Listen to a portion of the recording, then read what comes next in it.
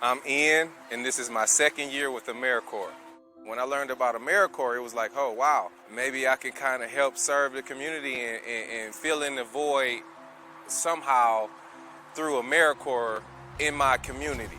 Learning about Flint Recovery Corps was like, I was all in with helping the community, doing the water box, doing service, cleanups, just serving in any way that I can for my city. That's what it's all about.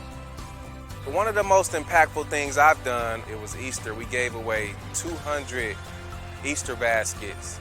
I didn't think we were going to pass them out that fast, but they went pretty fast and it was pretty cool. And stuff that we're doing like right now, we're out here cleaning up the neighborhoods. Russ Mobby, we do that every year. Last year we did a clean up the bike route area, cleaned up the brush areas, cleaned out all of the trash and all of the stuff where people dump.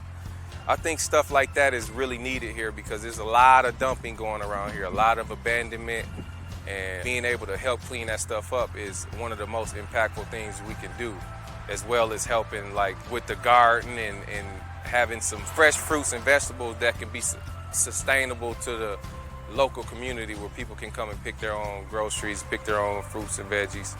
I think serving is something that everybody should do.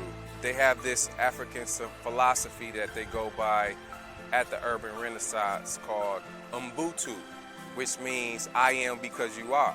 I can't reach my full potential without helping someone reach theirs. Serving and helping others feels great. To volunteer and help somebody else that's in need or help a community that's in need, it just gives you a sense of pride and gratitude. It feels like you're blessing someone else, which in return, you feel blessed as a person. AmeriCorps wants you to be yourself. AmeriCorps wants you to be the best you can be.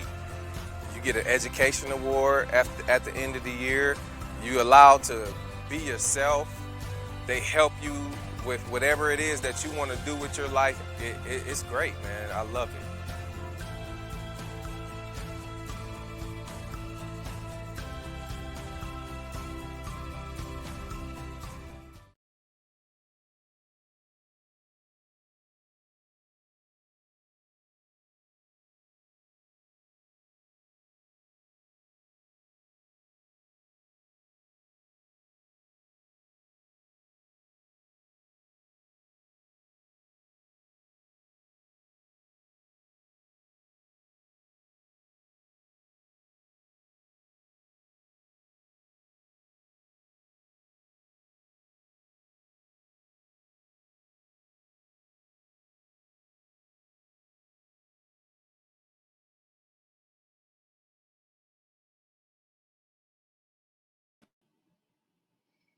Okay, wow, what a fantastic panel. I wasn't sure if I could be more inspired after day one or day two, and now day three, it's meeting it. So I now want to introduce the mayor of San Jose, California, Sam Liccardo. Mayor Liccardo is a lifelong resident of San Jose and the 65th mayor of the city. Since taking office in 2015, he has worked diligently to build a safer, stronger, and more prosperous city, and has championed service programs in his city to help him get there. Mayor Liccardo is one of the most vocal champions of national service, and we are so honored that he has agreed to speak to us today.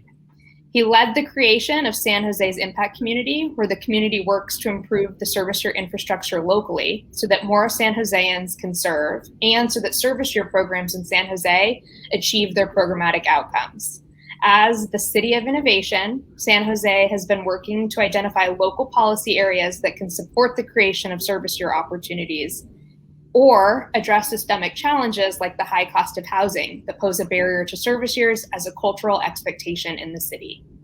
The Impact Community Initiative is run out of the mayor's office, and the mayor being a huge supporter of service years, both because of the impact on the person serving and the impact on community needs. So I'd like to now welcome Mayor Liccardo. Kristen, thank you. Thank you so much for having me. And more importantly, thank you to you and Brooke and the entire Service Year Alliance team for the extraordinary work that you do. And of course, in bringing us together and convening us to better enable us collectively to do great things in our communities. I also want to really thank the Charles Stewart Mott Foundation for today's announcement. Obviously appreciate the great commitment that they continue to show to service. I know we have all heard the wonderful words of the great late Martin Luther King Jr., that everybody can be great because anybody can serve.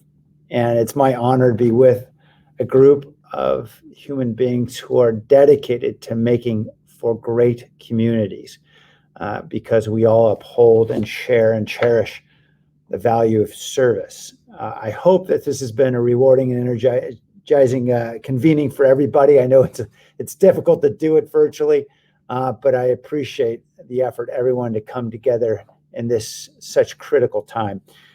I want to talk a little bit about our journey here in San Jose, perhaps that it might offer a bit of help for those who want to see how other cities have encountered the pitfalls and perils, and really the possibilities of this effort to try to broaden service in our communities. And our journey in spreading the gospel of service, we've certainly learned a few things, and I'd like to share a little bit of what we learned. And the good news is that all the things I learned managed to alliterate, so hopefully it'll be easier to remember. I first want to talk briefly about the power of partnership. And secondly, about how people make service a priority, not press releases. And finally, about how persistence produces new possibilities. And that's certainly been our experience in San Jose. So let's talk first about the power of partnership. And certainly the Service Year Alliance has been such a critical partner for us and for so many communities. A valuable resource in sharing information and identifying best practices and connecting to new partners. And of course, in advocating for more resources. We all know we need that. And many of the familiar partners, I think, and great partners they've been, AmeriCorps, of course, more than 500 core members in San Jose, working with City Year and a lot of local nonprofit organizations like our City Forest, providing incredible value to our community at the same time, creating opportunities for leadership for young people in ways that hopefully excites them, energizes them about a path of leadership ahead. Also great partners, folks like Impact Communities. Many of the funders we've been blessed to work with, Bloomberg and their Cities of Service Initiative, Packard Foundation, our community foundation here, the Silicon Valley Community Foundation, really helped us to pilot new initiatives. We know that foundations aren't in the business of providing money forever to sustain, but where they can pilot a bit, maybe something that's a little risky, something that we don't typically fund in our budget, but enabling us to explore new opportunity to see if we can make impact and prove up a concept that then we can persuade others to fund, or more importantly, to commit to internally. That's really where foundations have been so essential for us. And we hope that there's a lot more resources out there for many other cities who want to explore. I also really want to point to the importance of the power of partnerships with those organizations that provide sources of wonderfully talented people who are committed in various ways. And some of those are folks that I think many of you know, like Encore.org, which has been really a great source of individuals who are in the middle of their career, maybe toward the end of their career, who really want to give back in some way. We've had a series of initiatives. We are the city in the United States with the most thinly staffed city hall of any major city in the country. And so we are constantly looking for ways to try to find force multipliers out there. Encore has been a great resource for us, helping us to launch initiatives that maybe we just don't have the staff to launch. One recent one, for example, that connects intergenerationally our young people and seniors, and everything from cooking classes to mentoring and tutoring. That's been phenomenally successful in several of our communities. Those are the kinds of initiatives that Encore Fellows have been really helpful in launching and really caring about. And we've gone through now 3 generations of Encore Fellows just on that initiative alone. Certainly it sounds like Conservation Corps, and I hope that every city has the benefit of great Conservation Corps programs like we do, really helping to lift disconnected youth and provide them opportunities to serve and to give and to lead. But really what we found is that many of the not so usual suspects are often great sources of fellowships. Universities, for example, we've been able to benefit from, for example, Stanford and Harvard graduates, which have been fantastic. And, they've been fantastic helping us lead data initiatives and technology, smart city initiatives, and a host of other great initiatives. But it doesn't take a Harvard or Stanford graduate. We found right here at San Jose State, when we need students who are really committed to serving and working with our small businesses. It's in fact our local universities where perhaps they understand the community a bit better. They can speak the many languages of our diverse community, the Spanish, Vietnamese, and so forth, that help us better connect. And so San Jose State University has been an incredible partner in providing fellows to help boost our efforts to support small businesses. And yes, even high school students. For example, we have a program through San Jose Works where we've got incredible service learning happening right now with high school students who are deeply engaged in our digital inclusion efforts, advising people from 8 to 80, learning how to get online and to be able to successfully get health information, apply for a job, or to be able to learn online. What we're learning is that we all can serve. And all of these organizations in different ways, all these sources of talent can provide great sources for service and service commitment. So we're grateful for all of our partners, certainly. But in order to really drive service in any community, you've got to make the investment in people. And even in a very thinly staffed city hall like ours, it means we need, if we're going to make service a priority, invest in putting people in leadership. We're fortunate to have a great initial Chief Service Officer, Nick Almeida, who served us for several years, kick off many of our service initiatives, really driving them, waking up every morning, thinking about how we could bring in more partners, find more resources. And since we've added to Nick's team, Henry Smith, many others who are doing great work, but we've got to actually invest in hiring the people and not simply putting this responsibility on the plate of somebody who's already busy. It's not going to happen unless somebody knows it's their initiative to drive, and that takes an investment without a doubt. We relied on foundation money initially to get that effort up and running, but since it's become so obvious that it's a need and importance to our city, we're funding it out of our general fund. And of course, you've got to build a constellation of people in like-minded organizations, nonprofits, who agree that this is a priority for them. So really, it's people that make the service a priority, not the press releases. All the announcements only help if you got people who are going to drive it, and we're fortunate to have great people. Finally, it's persistence that really produces new possibilities in this space. We've been proselytizing about the importance of service here in San Jose to anybody that'll listen, and I think they're all sick of hearing from me. And I talk about the fact that we are incredibly thinly staffed, about the fact that this is a way for us to connect a very diverse community. It's often difficult to bridge the cultural and linguistic divides in a city where 40% of us are born in a foreign country. And that service enables us to bridge those divides.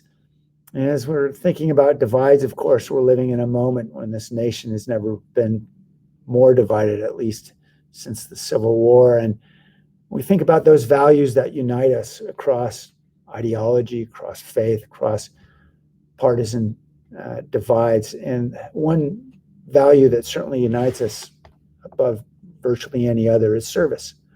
We collectively honor the service of those who are in our military, those who serve us in our schools, serve our children, those who serve us obviously over the last year and a half during this pandemic in our healthcare institutions. It's service that we value, and this is something that really can bring us together in unique ways.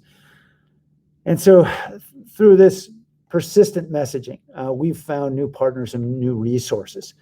The governor has been an incredible champion here, and he's got a great Chief Service Officer, Josh Friday, and launched the Climate Action Corps here in California. We've got in San Jose now, just this year, 30 Corps members that are out there helping to create, for example, defensible space against wildfires in many of our suburban communities, helping us to address climate change, both in terms of mitigation of the impacts as well as getting out in front of many of the challenges.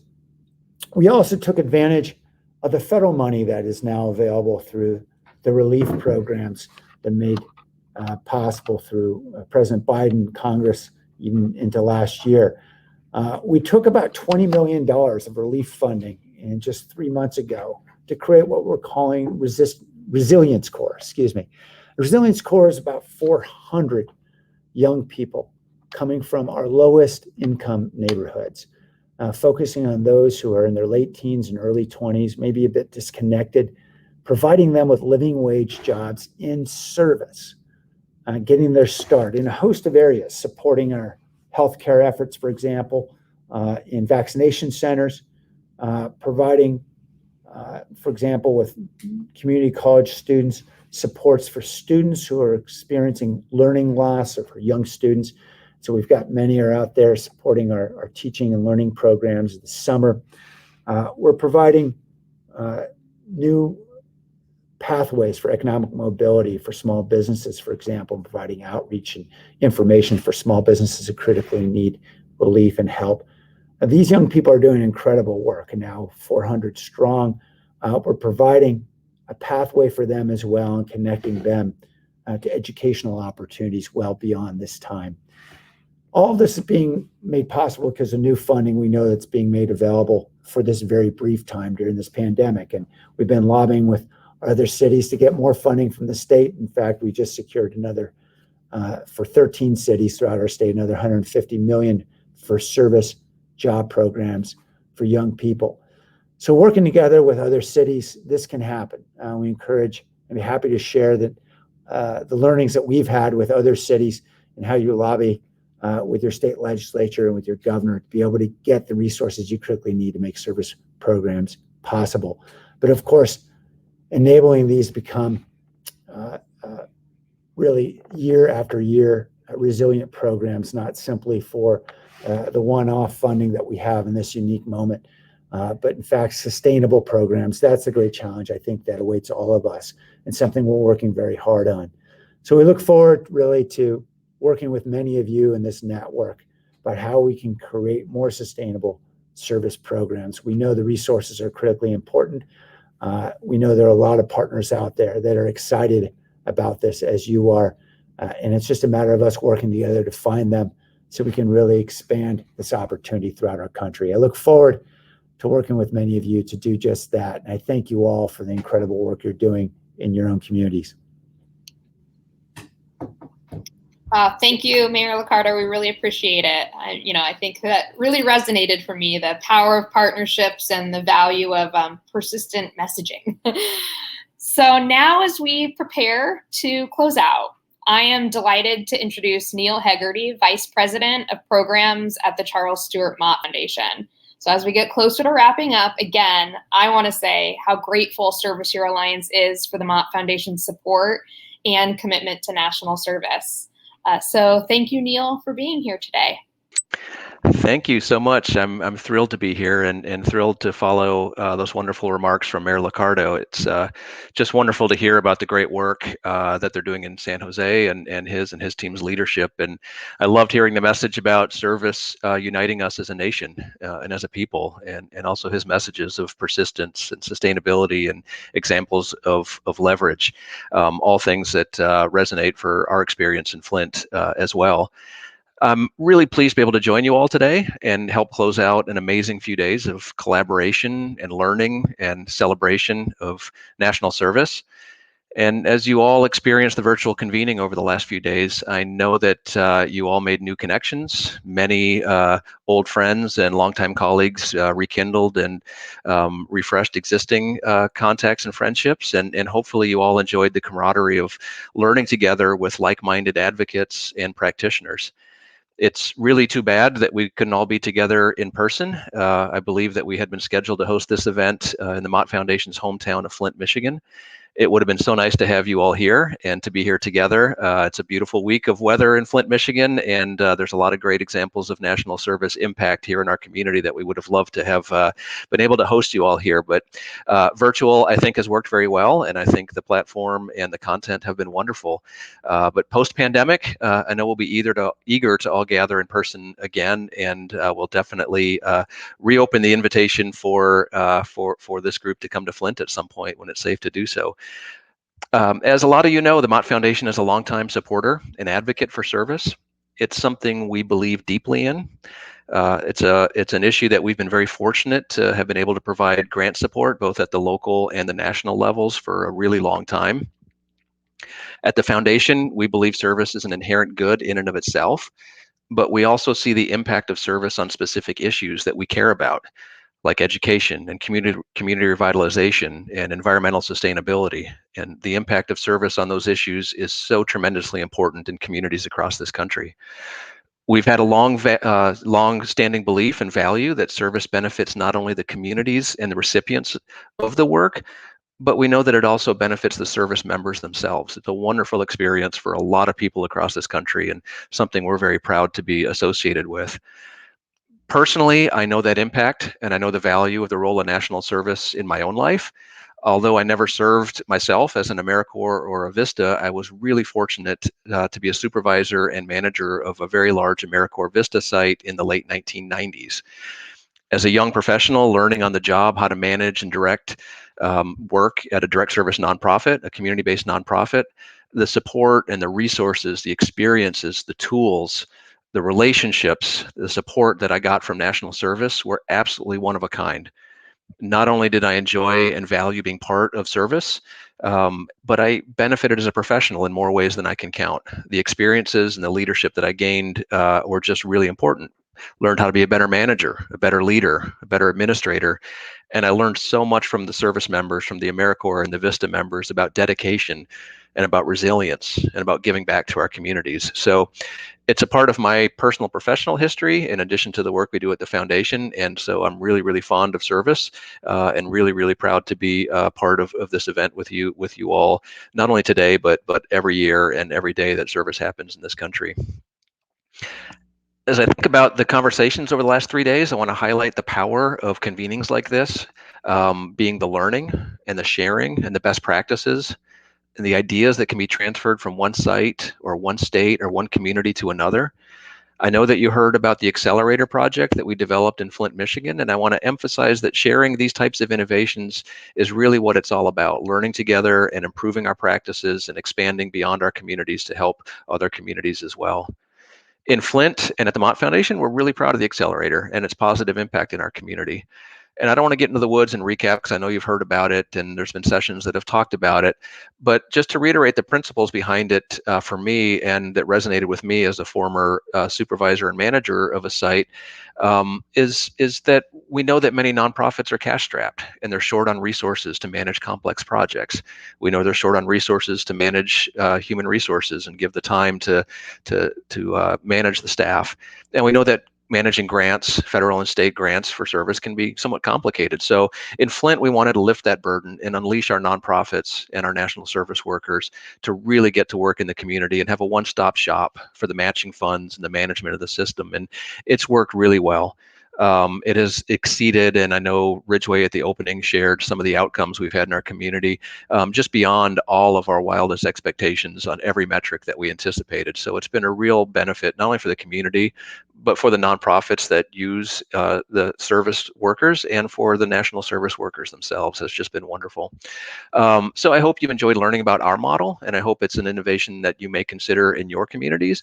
And our staff are, as always, on hand to help advise and guide and share our experiences. And I know you also heard about the Challenge Grant program that we're doing through the Service Year Alliance. Really proud to announce that. And hopefully that will help others learn from some of our experiences in Flint and replicate in their communities.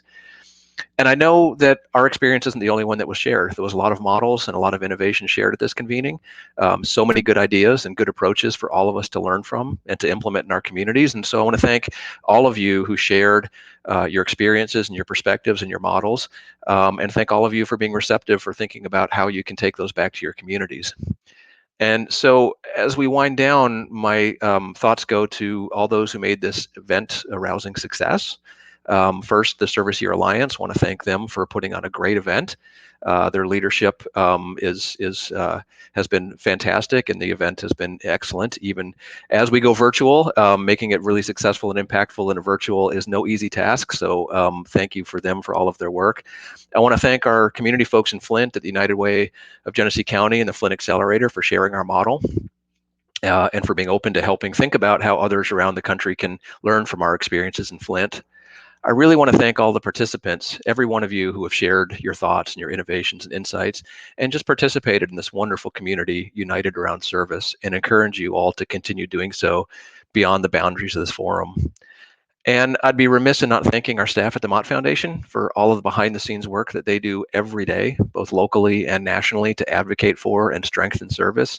I can't say enough about our team at the Mott Foundation's talent and dedication to this work, so thank you to them. And finally, to all the service members, I know there's a lot in this forum and at this meeting, and no matter where you've served, but as a Flint guy, especially thanks to those who have served in Flint, but wherever you serve, you're all making real change in our communities and improving and making lasting differences in lives, and so we appreciate you and your service. So in sum, a wonderful 3-day event, a lot of learning, a lot of great ideas shared, and which will be ongoing, and look forward to more engagement with all of you. And so I want to end with that and turn it back to Kristen. Thanks again, Neal, and to the whole team at the Mott Foundation. This would not have been possible without your leadership and support. We are so proud to be working alongside you to bring universal national service to life in local communities across the country. So as the Flint convening comes to a close, and before we transition to our final breakout session for the day, I want to thank you all for 3 days of engaging and inspiring conversations and brainstorm sessions. So thank you. You've heard about the Flint National Service Accelerator and come to understand the ingredients for success in incubating and expanding national service at the local level. You've learned from our service year impact communities who are working to make national service an expectation and opportunity for all young Americans. 30 communities came together this week, 30. So imagine if we can build off of that, and if every city or town in America came together to pursue a bold vision for universal national service. So with that, what happens next? Now it's your turn to dive in and decide how you want to start utilizing national service in your community. The biggest barrier to this work is starting. So I think we've been saying day after day, got to start somewhere. If your community is interested in joining the Impact Community Network or applying for a National Service Community Challenge grant, I encourage you to start having conversations with local leaders now. Pick 1 or 2 things to start working on together to advance the principles of universal national service and go from there. It's all about getting started, just like they did in Flint. For funders who have been joining working sessions and listening in about the power of national service to meet local needs, I encourage you to connect with leaders in your communities and learn about their goals and needs. A small investment can go a very long way in meeting your organization's goals and to getting this work off the ground. Our panel today said, do it, do it, do it. We encourage you to. Before we transition into our final planning sessions, I want to remind you that the door to Service Year Alliance is wide open. Virtual at the moment, but wide open. And our team is ready to take your calls and answer your questions about utilizing national service in your communities. The best way to connect with us is to email us at partnerships@serviceyear.org. And a tangent from me at the moment, if we were in person, this is when I would all ask you for a round of applause, as I want to thank the team at Service Year Alliance. So everyone had a hand in this. So Brooke, Sarah, Kelsey, Brian, Jonas, Kara, Monique, Juanita, Allie, Sandy, Jen, and Moran. It was an all hands on deck approach for this convening to be a reality this week. And thank you for all your hard work. Finally, when we wrap up this convening, and as you think more about what this work could look like in your community going forward, please remember that your fellow community leaders are an incredibly valuable resource. We encourage you to lean on one another for support, learnings, and best practices. That's really what the Impact Community Network is about. And if you're just getting started, or if your community has been part of our Impact Community Network for years, please do not hesitate to reach out to each other for advice. We can make national service part of growing up in America, but we're going to need to do it together. So thank you for your time and for all the thoughtful conversation over the past several days. I'm going to go ahead and pass it back over to Brooke to give more instructions on the final planning sessions so you all have an opportunity to work together and put plans in a place to get started. So good luck.